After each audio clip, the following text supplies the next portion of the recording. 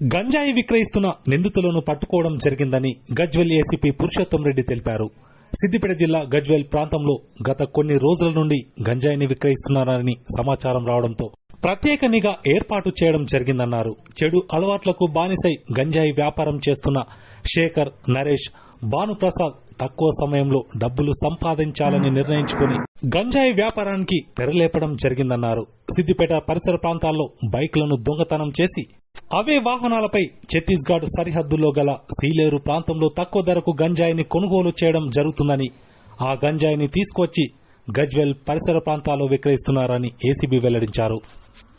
పక్కా సమాచారంతో నిందితులను పట్టుకుని గంజాయిని స్వాధీనం చేసుకుని నిందితులను రిమాండ్ చేయడం జరిగిందన్నారు. నిందితులను చాకచక్యంగా పట్టుకున్న పోలీసులను ఏసీపీ అభినందించారు.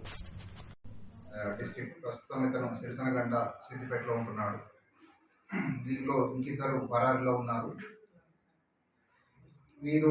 వీరి వద్ద నుండి మనము 10 కేజీలు గాంజా రికవరీ చేయడం జరిగింది.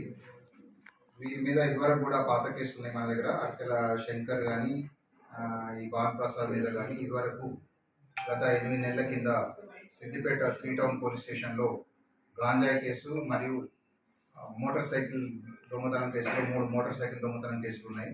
వీళ్ళ మోడస్ ఆపరెండి ఏంటంటే వీళ్ళు మోటార్ సైకిల్ దొంగతనం చేసి మన భద్రాచలం మీదుగా ఒరిస్సాకు సీలేరుకి వెళ్తారు.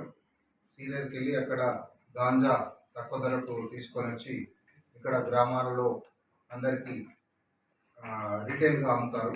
వీళ్ళు ఈ మధ్యలో 30,500 రూపాయలు పెట్టి 20 కిలోల గాంజా కొనుక్కున్నారు.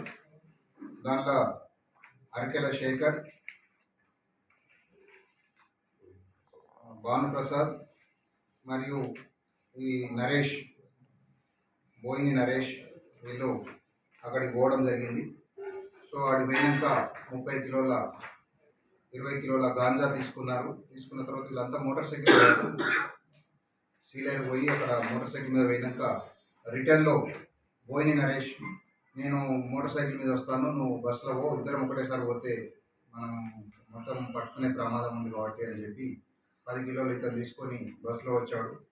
అతను ఇంకా రావాలి, మనం అతని మీద కూడా నిఘా పెట్టాము, నరేష్ మీద.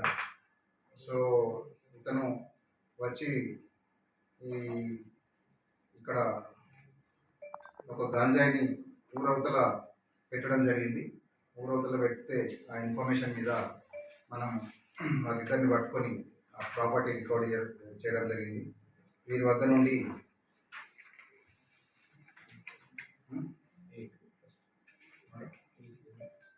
8 కేజెస్ గాంజా మరియు ఒక మొబైల్ ఫోన్ రికవర్ చేయడం జరిగింది.